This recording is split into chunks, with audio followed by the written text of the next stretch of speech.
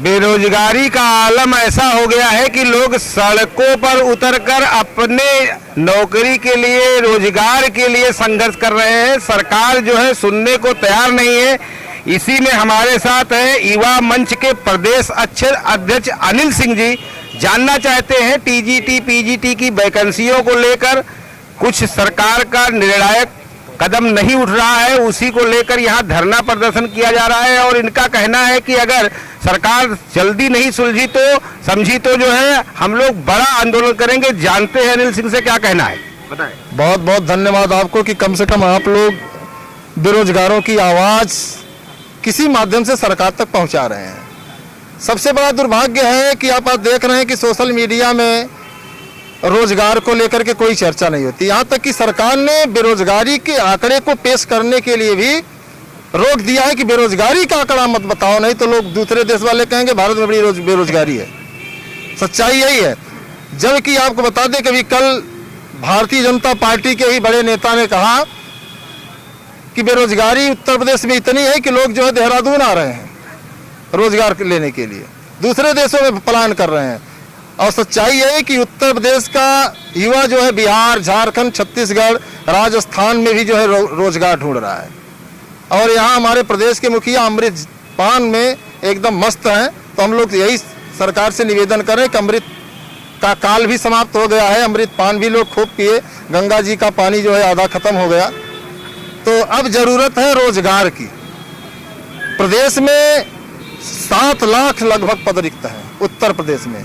और शिक्षा विभाग में अगर हम बात करें तो लगभग 35,000 टीजीटी पीजीटी अशासकीय सहायता प्राप्त माध्यमिक विद्यालयों में, जीआईसी एलटी जो सरकारी राजकीय विद्यालय होते हैं, कई ऐसे विद्यालय अगर कभी, चूंकि मीडिया वाले तो सर्वे करते नहीं है, बड़ा दुर्भाग्य है।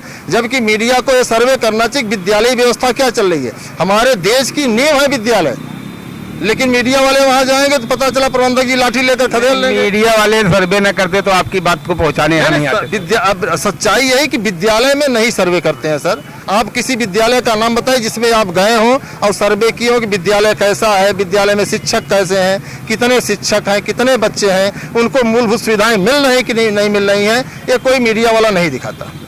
कोई हो सकता है भूले भटके शिविर की तरह जो है चला गया हो तो अलग बात है, लेकिन सच्चाई है कि हमारे पूरे देश को फूट डालो राज करो, हिंदू मुस्लिम सिख ईसाई धर्म में या तमाम मुद्दे में उलझाया जाता है। लेकिन शिक्षा के क्षेत्र में, रोजगार के क्षेत्र में, स्वास्थ्य के क्षेत्र में कोई मतलब नहीं। चिकित्सा में आप चले जाइए स्वरूप रानी में, सारे पर्चे जो है लिख करके डॉक्टर साहब कहते हैं मेरे ही जो परिचित की दुकान है उसी दुकान पर जाओ, और दवा वहीं मिलती है, दूसरी दुकान पर नहीं मिलती है।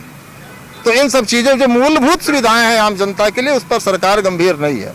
तो हम लोग वही सरकार का ध्यान आकृष्ट कराने के लिए आए हैं कि आप सब कुछ बेच दो चलेगा, लेकिन देश की जो मूलभूत सुविधाएं हैं जैसे शिक्षा है, आप अगर शिक्षक की भर्ती नहीं करेंगे तो तमाम समाज में जो हमारे जो गरीब तबके दबे कुचले लोग हैं अपने बच्चे को शिक्षित नहीं करा पाएंगे। और यही दशा है कि प्राइमरी विद्यालयों की दशा आप देखिए, सरकार कहती है कि हम ये व्यवस्था पीपीपी मॉडल कर दे रहे हैं, ऐसी व्यवस्था है, लेकिन व्यवस्थाएं दिख नहीं रही हैं। समाचार पत्रों में, टेलीविजन पर बड़े बड़े जो चैनल हैं वे बता दिए तो हमको मानना पड़ता है कि चलिए भैया कायाकल्प हो रहा है शिक्षा का। और शिक्षा का कायाकल्प ऐसे है कि एक शिक्षक के माध्यम से विद्यालय चला। सोचिए जहाँ 40 बच्चे, एक शिक्षक क्या पढ़ाएगा। हमारे साथ और है शिक्षकगण भी, जानते हैं क्या कहना है सर आपका। बच्चों के ही देखिए 8 साल से एलटी नहीं आया है, 3 साल से टीजीटी पीजीटी ने फॉर्म भरे हुए।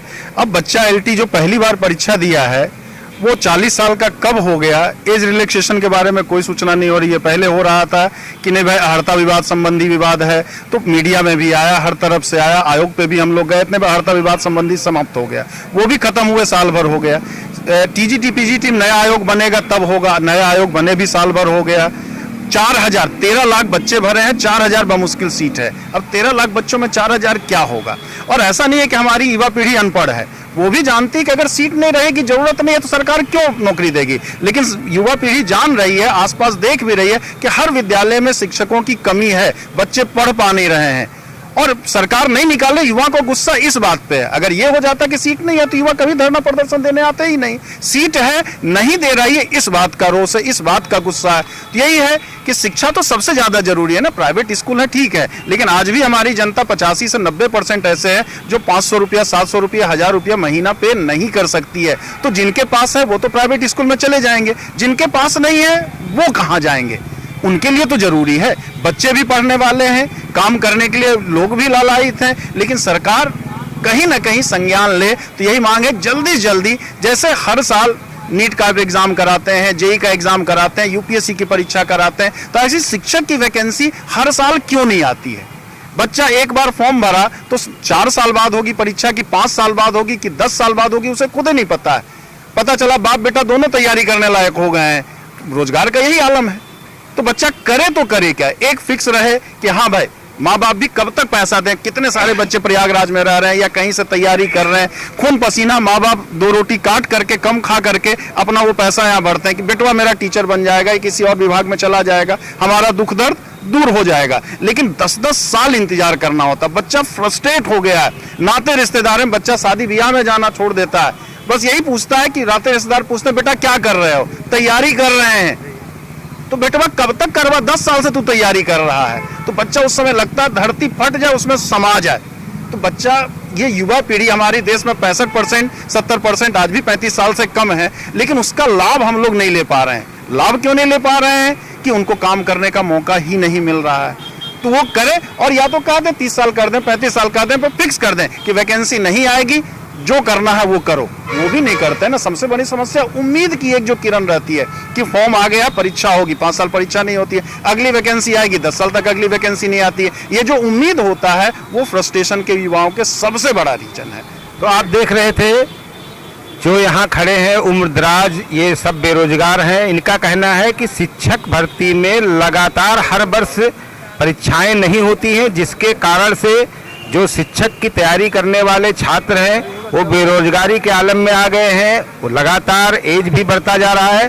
सरकार से इनका मांग है कि जो हर वर्ष नियमित तौर पे मेडिकल की, इंजीनियरिंग की परीक्षाएं कराई जाती है, उसी तरह से शिक्षक की परीक्षाएं भी हर वर्ष नियमित रूप से टीजीटी, पीजीटी, एलटी की परीक्षाएं हो, जिससे जो यहाँ तैयारी करने वाले छात्र हैं उनको सही समय पर सही नौकरी मिल सके। कैमरामैन श्रीकांत पांडे के साथ कुलदीप सिंह, प्रयागराज।